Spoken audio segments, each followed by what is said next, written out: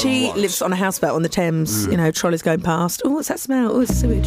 Oh, sewage. Come and join us online in the Gaydar Radio chat room. This is my favourite part of the show. I'm going to get everyone a cup of Teochino in there. Captain's just come in. Mike is just coming. Yeah. Erin, James and Sexy Safi. And not a Mango, who's been in there right from the beginning of the show. It's his coming out story today, which is fabulous. Where's the Teochino mug? Because we've got to do it properly. Sorry, Diana Ross. It's here. Oh, dear. It's been like this all morning. Yes, everyone is saying you're a bit frisky this morning. I'm not frisky. And then in brackets, poor Jasper. Yeah, shaking in the corner. Why do you think I am like this? I don't know. Me perform! Do you know what just came into my head then? Gaydar Radio, you and I know. I don't know why. Teochino. You and I know. This is a delicious one. It's big and long and thin. It's big and long. It's a two-pager in a bit. Okay, let's all sit comfortably. I'm just going to sit in the chat room. This is from Not a Mango, a.k.a. Nate, who is stateside over on the... other side of America? West Coast, yeah. Okay. I think about that. He says, I've actually got two coming out stories. I'm not entirely sure which one to tell, so I'll give a go at both. Great. Oh, both my stories came out. I grew up in many different places, but I spent my middle school through high school, that's grades 7 to 8 for middle, 9 to 8, 9 to 12 for stateside, in a little sin city called Las Vegas. Given the facade you see of Vegas and the happenings with everything being shown on the movies and everything's portrayed via the moving image, the big pictures, those versions of Vegas are not quite the truth, he says. It's not like Ocean's Vegas is like going to church every day with rednecks. A city populated with Mormons, Christians, ex-mafia, and just plain messed up people. It was high school. I was 15. I think I may have been a year one way or the other.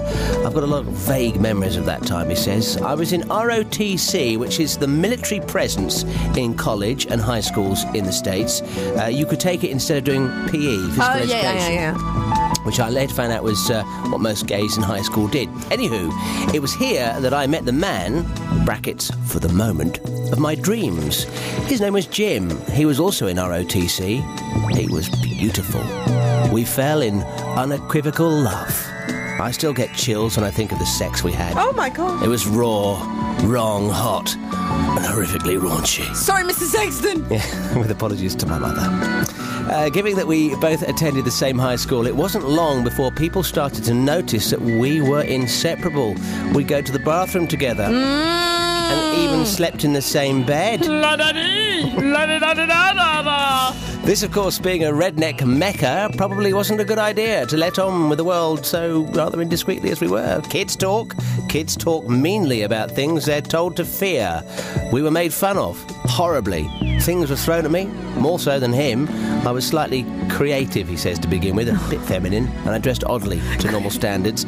Being pushed into lockers and called a fag on a daily basis were becoming the norm. I reached out to the principal of our school, but she was of no help, belittling my problems and telling me to just buck up and deal with it. Oh. Charming. Butch. I had a teacher who may have been a lesbian. That's a completely different story, he says, who was quite helpful. I was crying late Helpful. I was crying late after school, wandering the halls. She came up to me and asked me what was wrong with me. Figuring at this point it didn't really matter much. Everyone was calling me gay. What's one more person to take issue with it? So I told her everything. She blinked for a few seconds once my stories of the harassment and mistreatment had ended, took me back to her room and just sat and talked with me. Not a serious talking, just general chit-chat. And eventually, she had me laughing. Oh, she had her laughing. During our conversations, she said I could come over to her room any time I needed to escape during school hours, or indeed after school, as she mostly stuck around till late with various after-school activities and grading papers. She told me that life was going to be okay once I got out of that hellhole. And she was right. As the months rolled, I did as I... Well, he says... Did I just start a sentence with as? I apologise. As the months rolled, maybe about a year to be more precise, it was the next year and the news was out, Nate was a fag. I had many people that were very interested in kicking my ass, but I had made a friend that was very influential in the school, and he didn't seem to mind that I was gay. He was the captain of both the football team and the wrestling team. Oh, yum! He was huge. A giant slab of man beef. Oh, God. Anyway, it turns out that he was a big old... what we had in common. We would play games for hours on end, and I would offer him a... sexual favours is probably the best way I describe that there. With a joystick? He declined and still swear that he was straight. Oh, I'm straight. I'm the captain of the football team. Yeah, just put your head on my At any rate, it was because of him, I think, that I survived high school. I don't mean figuratively, I mean still living. I don't know where I'd be without him.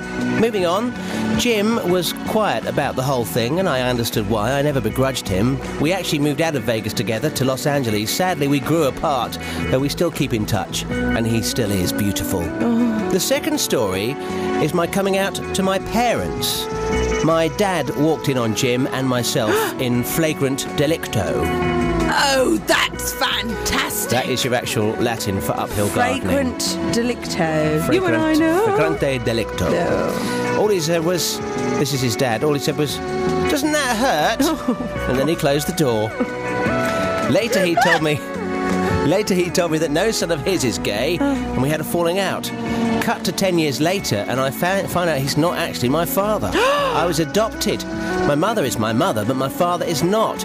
It was then that I understood what he meant. We still don't talk. I doubt we ever will. Start on the bed again. Well, that was smooth. I doubt we ever will.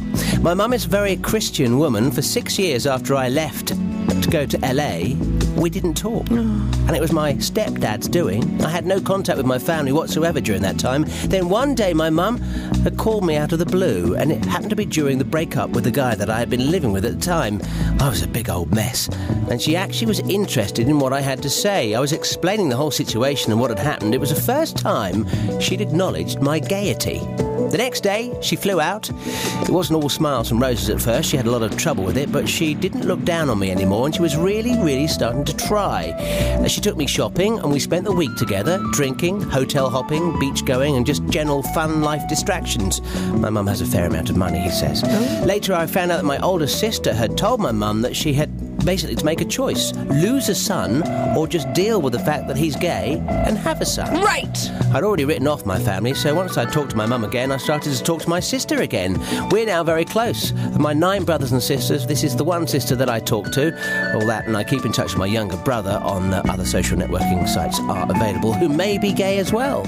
So that's it. Mum, older sister, younger brother. I've made my own family out here in California, and I love every single one of them. It's not all bad and boo-hoo, says Not a Mango, a.k.a. Nate.